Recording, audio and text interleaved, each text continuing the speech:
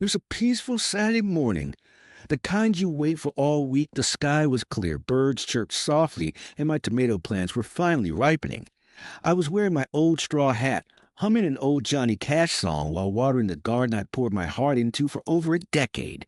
The hose hissed gently as I moved from one planter to the next, admiring the plump red fruit hanging heavy on the vines. I had no idea this calm moment was about to turn into a full-blown nightmare. Suddenly, SCCRREECH. Tires screamed on the pavement. The sound sliced through the quiet like a chainsaw. I looked up, startled. 5 matte black SUVs came barreling around the corner, swerving onto my driveway without warning. Before I could even take a step back, the vehicle stopped with military precision, engines still growling. Doors flew open. 6 armed officers in tactical gear stormed out, bulletproof vests, utility belts, radios, even rifles slung across their backs. One of them pointed at me. "Hands where we can see them." I froze. My hose slipped from my hand, spraying water onto the concrete. "What is going on?" I shouted, my voice cracking with confusion. The lead officer, square jaw, mirrored sunglasses, marched toward me with purpose. "You're trespassing on private property, sir. HOA land. Step away from the garden." I blinked. "Excuse me? My garden? This is my home, my backyard. I've lived here for 12 years. But he wasn't listening. 2 other officers flanked me like I was some kind of threat. My hands were trembling now, not out of guilt, but pure shock. A neighbor across the street had stepped onto her porch, jaw dropped. Her phone was already filming. Behind the officers, a tall man in a gray suit stepped out from one of the SUVs. I recognized him immediately. Greg Stanford, president of the HOA. A man whose favorite hobby was sending warning letters about mailbox colors and improperly trimmed hedges. He looked smug, holding a rolled-up map under one arm and a clipboard in the other. "Mr. Daniels," he said smoothly, "you've been warned before. That patch of dirt your tomatoes are growing on, it's HOA-maintained land. You've ignored multiple notices. This is enforcement." "Enforcement? With armed police?" "I never got any notices," I snapped.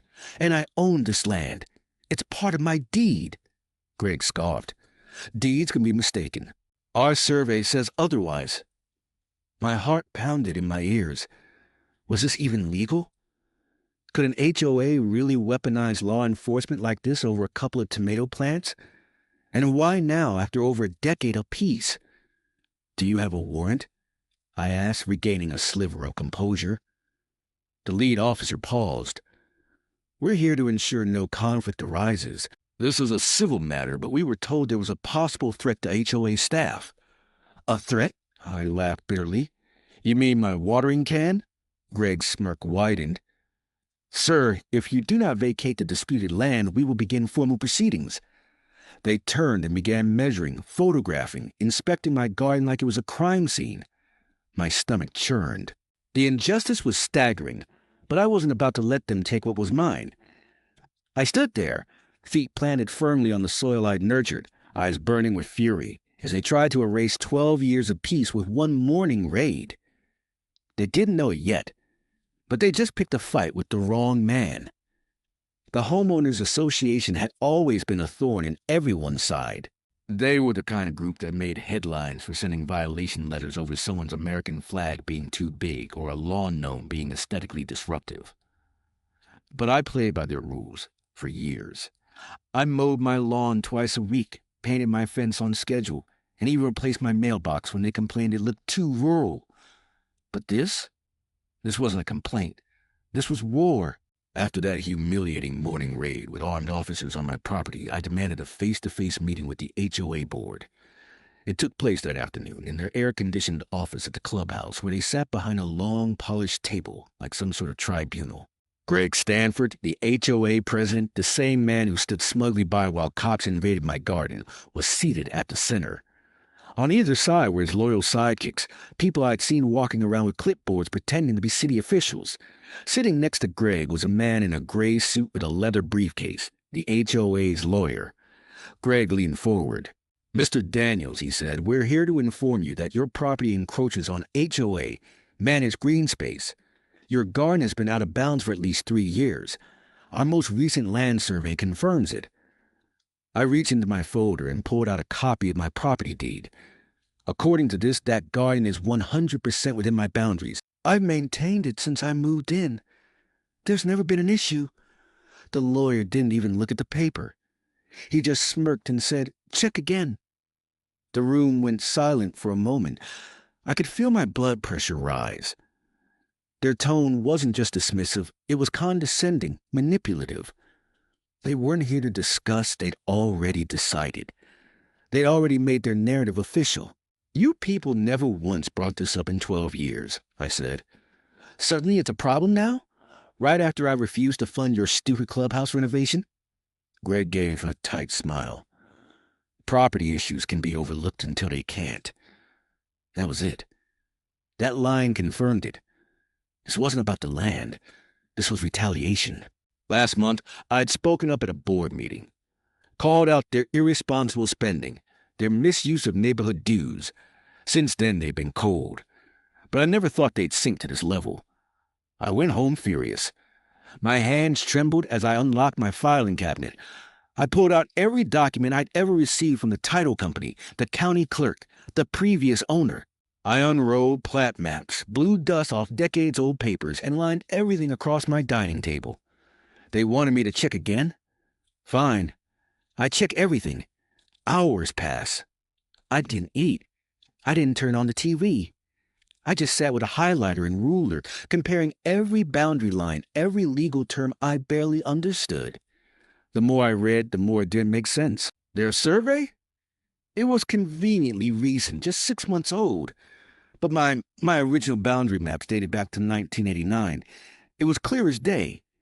That small patch of land they claimed as theirs, it was part of my parcel. Deeded, registered, signed off. Then something clicked. A line in a document from 1992, small print that most would overlook, mentioned an exceptional designation of Lot 114B. That name kept repeating on multiple documents, but never once appeared in the HOA's new map. My heart started racing. Was it possible that they didn't even know what land I actually owned? That night, I didn't sleep. I kept digging, cross-referencing public records. And the deeper I went, the more I realized the HOA had made a massive mistake. And in their arrogance, they had just handed me the match that would burn their house of the cards to the ground. It was nearly 3 a.m. My eyes were bloodshot. My kitchen table looked like a crime investigation. Papers, highlighters, coffee mugs, and open tabs on my laptop. But I couldn't stop. Something about that HOA lawyer's smirk had lit a fire in me. He thought I'd just roll over and accept their fake survey. He didn't know who he was dealing with. That's when I found it. A dusty old envelope buried at the back of my filing cabinet. Inside, a zoning map from 1989, hand-marked with red ink and official stamps. It was the original land division plan created before the HOA was even formed. My breath caught in my throat. Right there, at the bottom corner of the document, Lot 14B. Not highlighted, not flashy, but clearly marked and labeled private residential parcel, independent of HOA governance. Wait a minute. I scrambled to overlay this map with the modern-day one from the county site. I traced the boundaries. My heart started to pound. Lot 114B wasn't just my backyard. It stretched way beyond that. I grabbed a ruler and measured it out. First came my house, then the garden, then the entire cul-de-sac in front. And then it hit me, Lot 114B extended beneath the entire street where the HOA board members lived. Not a foot of sidewalk. The entire road. I laughed. At first, just a chuckle. Then full-on laughter, the kind that spills out when you're half-crazed from coffee and disbelief. They'd storm my garden with armed cops, while living on land that legally belonged to me. I turned the map over and saw something even more damning, a handwritten note from the original land developer. Lot 114B not ceded to HOA. Access allowed, but ownership retained by original deed holder. Future rights may be exercised. Future rights may be exercised. That was the key. Somewhere in the development process, the HOA must have assumed this land was handed over to them, but the transfer never happened. My predecessor had bought the property, and with it came the street beneath their noses. I stared at the clause again and again. Was it real? Was it enforceable? To be sure, I opened the digital archive of the county records and searched for the property ID listed in the map. And there it was, last transaction dated 2010. The seller, original developer. The buyer, the man I bought my house from. The parcel ID matched my own deed. It wasn't a mistake. I didn't just own the garden. I owned everything they were standing on.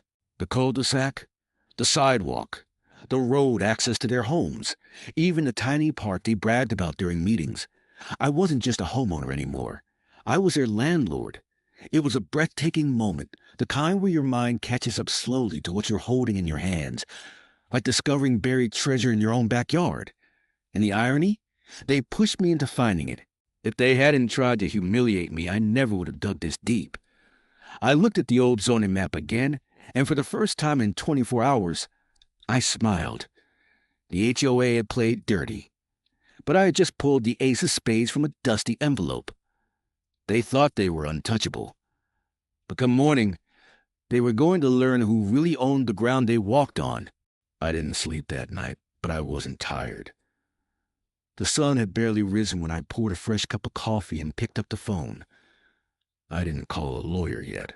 I didn't call the news. I called the county clerk's office. That's where all truths live, buried in records, waiting for someone with enough grit to uncover them. The woman on the other end of the line was polite but skeptical. You say you have documentation for Lot 114B? I have the original zoning map from 1989, 2 surveys, and a deed transfer from 2010, I replied. I just need you to verify ownership of parcel 114B and confirm if it has ever been transferred to the local HOA. She put me on hold. For 10 agonizing minutes, the elevator music crackled in my ear while I stared at the map in front of me, every red ink marking, every boundary line. I'd never cared about zoning laws before, never thought I'd become an overnight expert in land rights. But desperation has a way of sharpening the mind. Finally, she returned. Mr. Daniels, I've confirmed everything. Lot 14B was originally owned by Goldberg developers until 2010, then sold to James Porter, your home's previous owner. It has not been transferred since. The parcel remains active, legally yours. The HOA has no recorded ownership of the lot or any subdivision rights over it. Boom. That was the confirmation I needed. No more guessing. No more what-ifs. It was mine. All of it. The road, the sidewalks, the gates they bragged about during every meeting, the playground where HOA members hosted exclusive residents-only events. That was sitting on my property. Every square foot they thought they ruled over, they were just squatting. And the kicker? Their fancy new security gate was installed last year, drilled deep into my land without permission. They didn't just trespass, they built infrastructure on land that didn't belong to them. Legally, I could force them to remove the entire thing or charge them back rent on every inch. That's when the anger hit me. Not the panic kind from the day before, but the focused, righteous kind. They tried to shame me. They sent cops to my garden. They called me a trespasser on my own land. They tried to bury me, humiliate me, crush me into submission. But they didn't realize I wasn't under their boot. I was under their street. And I owned the shovel now. For years, I'd watched this HOA torment neighbors, finding an elderly couple for a cracked bird bath, harassing a veteran over a backyard flagpole.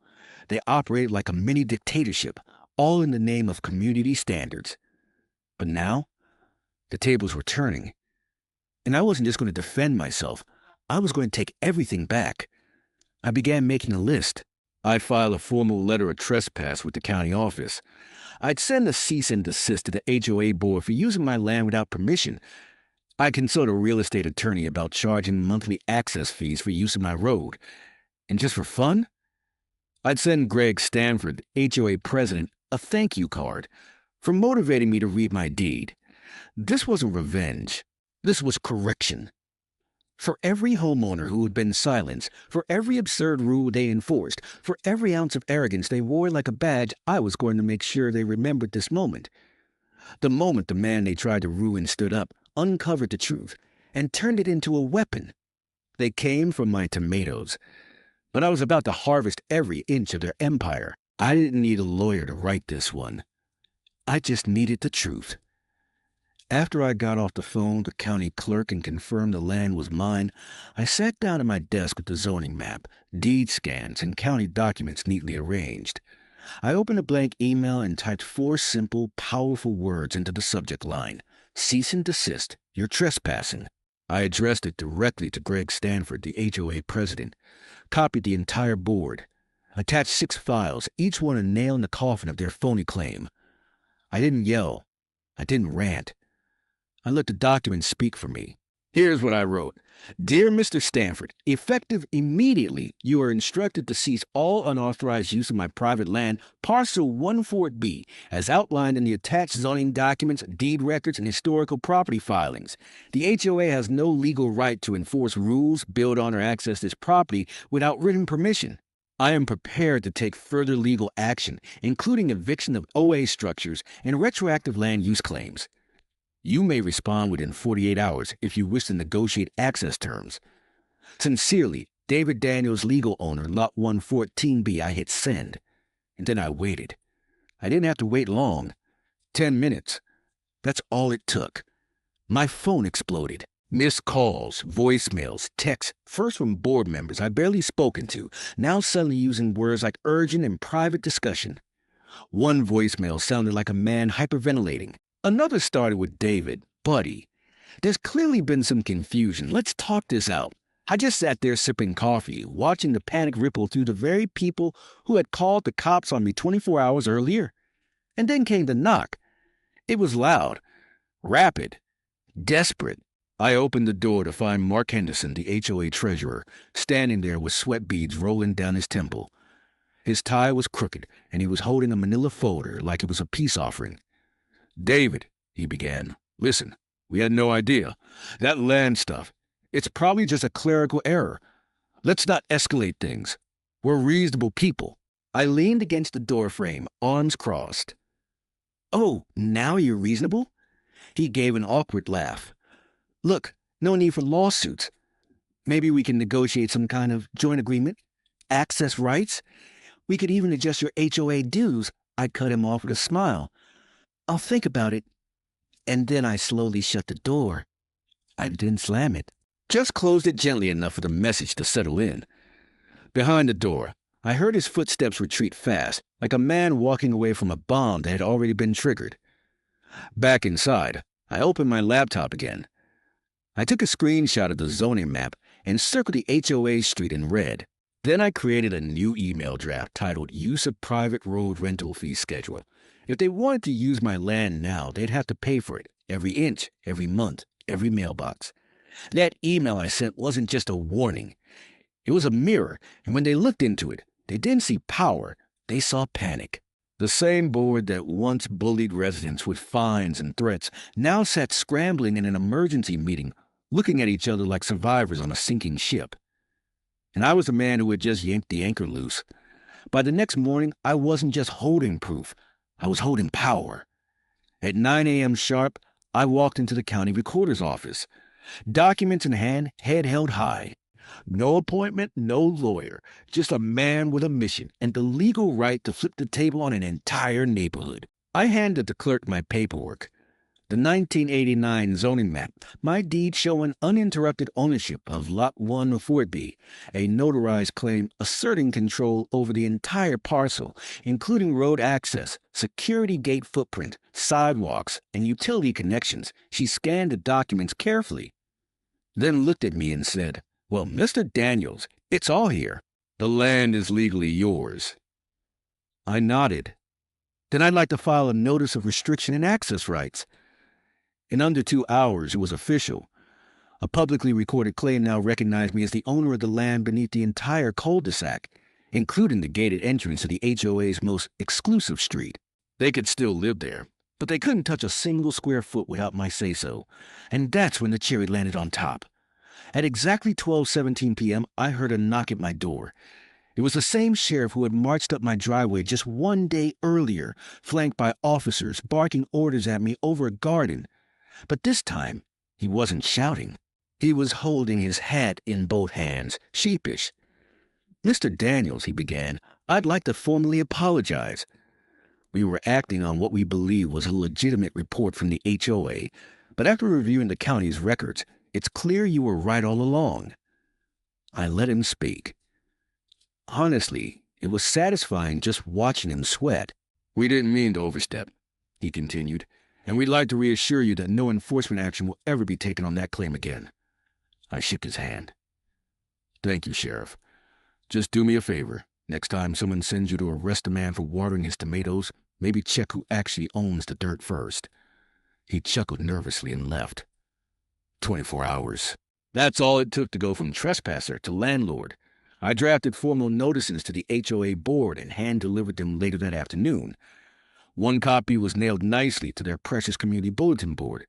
Each notice read, "Effective immediately. All access to Lot 14B is granted under provisional license by the legal landowner, David Daniels. Gated entry use, $400 per month per household roadway maintenance fee, $150 per month per home retroactive rent, 10 years, $4,800 per household total balance due, payable within 60 days.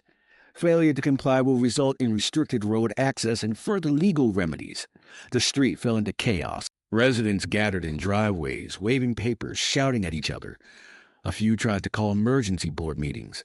But the problem was the board no longer had authority over the land they were supposed to govern. Their power wasn't just weakened. It was gone. One guy even rang my doorbell, red-faced and angry. "You can't just start charging us rent for a road." I calmly handed him a copy of the property records. "You've been driving over my land every day for 10 years, I said.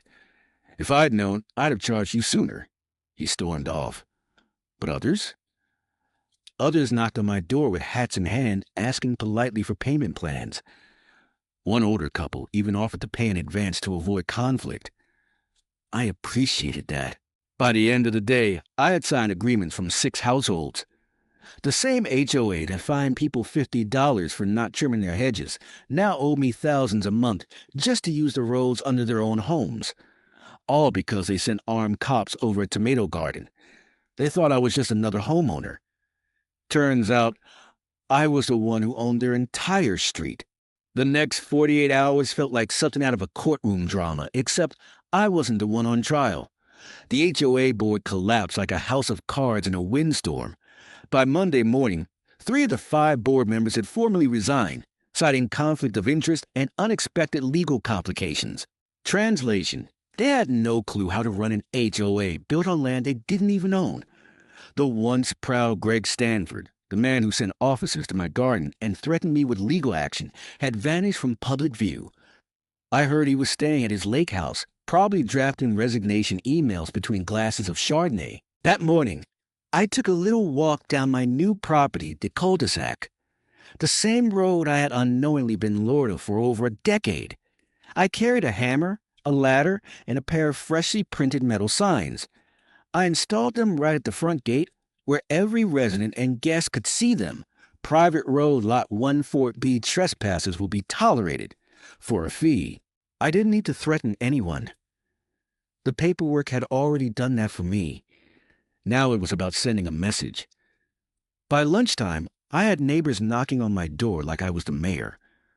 Some angry, most confused, a few genuinely terrified. "I didn't know Mr. Daniels," said one elderly woman, tears in her eyes. "Please, tow my car. I've lived here 22 years. I softened. She wasn't part of the board. She wasn't the one sending fines or false reports, just a neighbor caught in the crossfire. "I'm not here to hurt anyone," I told her gently. "But access to the road does require a written agreement now. I'm offering monthly easements for non-board residents. Simple terms, small fee, no drama." Her hands trembled as she signed. "Thank you," she whispered. "You're being kinder than they ever were." I offered similar easements to the rest of the neighborhood, month-to-month access licenses, legally binding, but fair. The fees were reasonable, barely more than what they were paying in HOA dues. Most accepted immediately. Some were shocked I wasn't charging more. But the board members? They got a different rate. Double. They had weaponized power, weaponized rules, and tried to weaponize fear. Now they could pay for that privilege. Mark Henderson, the former treasurer, showed up on my porch again, documents in hand. "This is extortion," he said. "No," I replied calmly. "This is rent, and you're late." His mouth opened to argue, but he had no ground left to stand on. Literally. Later that week, I got a call from the local news. Word had spread fast. A man who accidentally discovered he owned a neighborhood made for the kind of story they couldn't resist. I gave a brief statement. Just the facts. No need to rub salt in the wound. But the reporter chuckled and said, "You know, people are calling you a hero for standing up to the HOA. I didn't feel like a hero. I just felt vindicated. For myself. For every neighbor who had been bullied. For every absurd violation notice that made homeowners feel like criminals on their own land. Power had flipped. And it wasn't because I yelled. It was because I read the fine print. They tried to bury me in paperwork. Turns out, the paperwork buried them. Now I didn't need a title or a position on the board. Because I didn't just win the vote. I owned the road they walked in on. It started with a single email from a local reporter. Subject line, confirming ownership of HOA land, story requests. I almost deleted it. I thought it might be another HOA trick, but curiosity won. I clicked. "Hi, Mr. Daniels. I'm a reporter with Channel 7 News. We've heard about your recent land dispute with your HOA. Sources say you now legally own the street, sidewalks, and public areas of the subdivision. Is that true? And would you be willing to go on record?" I chuckled. Oh, it was true all right. The next morning, they sent a van and camera crew to my house. I wore my regular flannel shirt, nothing flashy.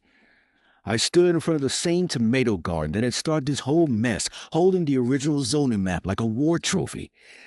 The interview was short and calm. No shouting, no revenge speech. Just me, calmly laying out the facts. HOA falsely accused me of trespassing. Sent armed officers to intimidate me. Didn't realize they built their gated community on my land. And once I uncovered the truth, I filed official claims, legally and peacefully. By 6 p.m., the segment aired. The headline across the screen read, "Man wins land war against HOA, now owns their street." The story exploded. First came the local buzz. Neighbors I'd never met walked past my house giving me thumbs up. Some left thank you notes in my mailbox. Others asked how I found the documents, hoping to challenge their own HOAs. Then it got bigger. The next day, a national blog picked it up. Then a YouTuber with 2 million subscribers featured my story in a video titled, "The HOA tried to destroy this man, so he bought the street." Within 72 hours, the story was viral. Thousands of comments poured in. "This man is a legend. Can we elect him to Congress?" My HOA fines me for drying laundry outside. I'm taking notes. This is every homeowner's dream ending. I even received handwritten letters from people across the country, some from small towns, some from big cities, all saying the same thing. "Thank you. You gave me hope." Hope. That word kept coming back. Because for years, HOAs have acted like tiny tyrannies, controlling paint colors, mailbox sizes, even what kind of flowers people plant. They fine veterans for flying flags.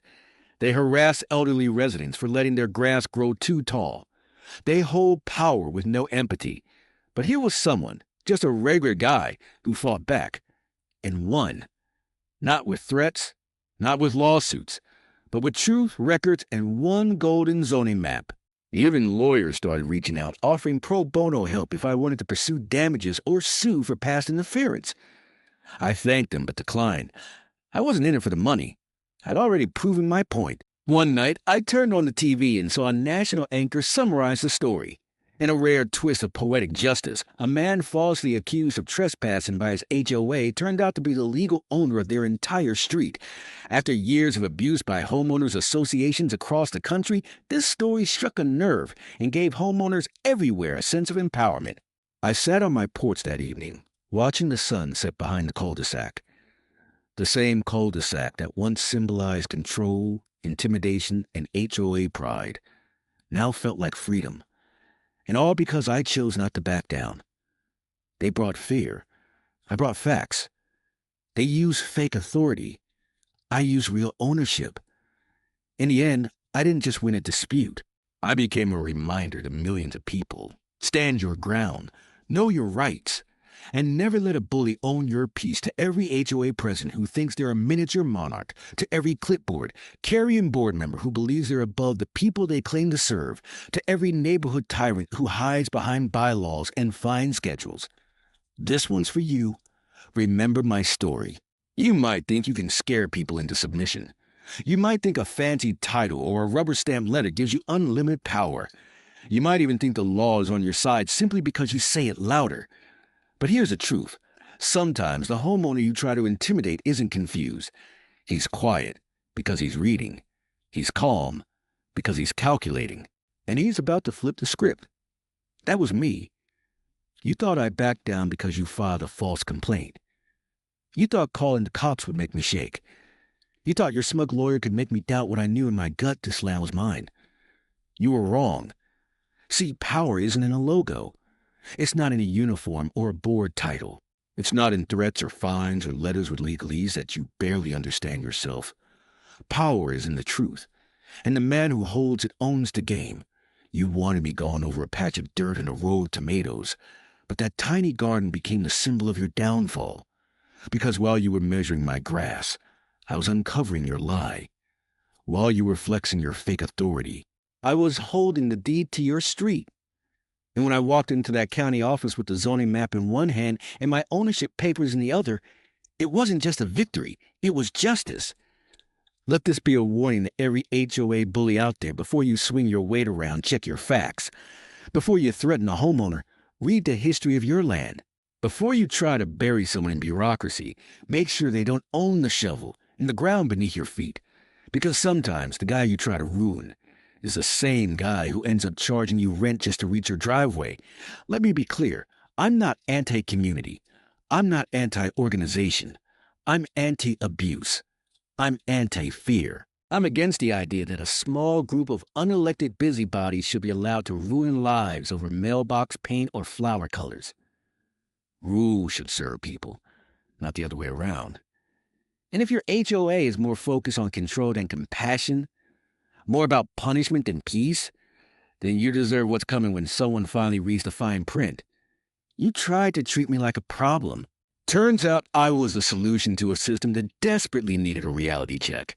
So to every HOA president out there, enjoy your meetings, enjoy your titles, but never forget, behind every homeowner is a set of documents, a boundary line, and a right to fight back.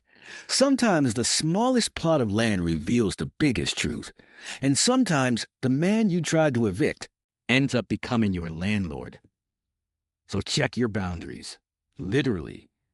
Because next time the person you try to scare into silence might be the one holding the map that ends your reign. Today, I still live in the same house. Same bricks, same porch, same tomato garden. But everything has changed. What used to feel like just a patch of quiet suburbia is now a symbol of what one person can do when they decide not to be bullied. I wake up each morning, pour my coffee, and walk barefoot through my backyard. The garden has grown, literally and metaphorically. Raised beds, rows of herbs, new fruit trees. It's become my sanctuary again. Except now, it's also the front yard of my empire. You see, after all the dust settled, after the lawyers stopped calling, the TV crews moved on, and the internet went back to trending cat videos, life around here found a new rhythm. But the roles had reversed. The HOA, what's left of it anyway, still functions. Barely. The board was restructured with new members, ones less interested in nitpicking and more focused on keeping the peace. But here's a twist. They no longer hold their meetings in the old clubhouse. Why? Because the clubhouse sits on my land. Every time the HOA wants to meet, vote, plan, or even send out community newsletters, they have to book the space from me. $250 an hour. They grumbled at first. Said it was outrageous. Said I was exploiting them. I reminded them they tried to have me removed from my own property. That's not just hypocrisy. It's irony. And irony, like rent, has a price. Now they pay the fee. Every time. On time. And every time they do, I sit in the back of that meeting room. I don't say much. I don't need to. I just sit there, calmly, arms crossed, sipping from a mug that says, "Private landowner trespassers pay extra." Sometimes Greg Stanford, yes, he's back, but only as a powerless voting member, glances over at me during meetings. His eyes used to be full of fire. Now they carry something else. Regret? And maybe a little respect. Neighbors now treat me differently. They wave when they see me. Some ask for advice. Others just smile and say, "Good for you." One kid rode by on his bike and shouted, "You're the guy who owns the street." I laughed and gave him a high five. Even strangers drop by now and then. They ask, "Is this the garden? The one they sent cops for?" I show them the roses, the tomatoes, the gravel pathway I laid myself. And I tell them the story, because it's not just my story anymore. It belongs to every person who's been pushed too far, talked down to, or steamrolled by people with clipboards and inflated egos. And the best part? I didn't win with fists, or lawyers, or threats. I won with facts, patience, and a filing cabinet. The truth was always there, buried in documents, forgotten maps, and overlooked clauses. All I had to do was dig.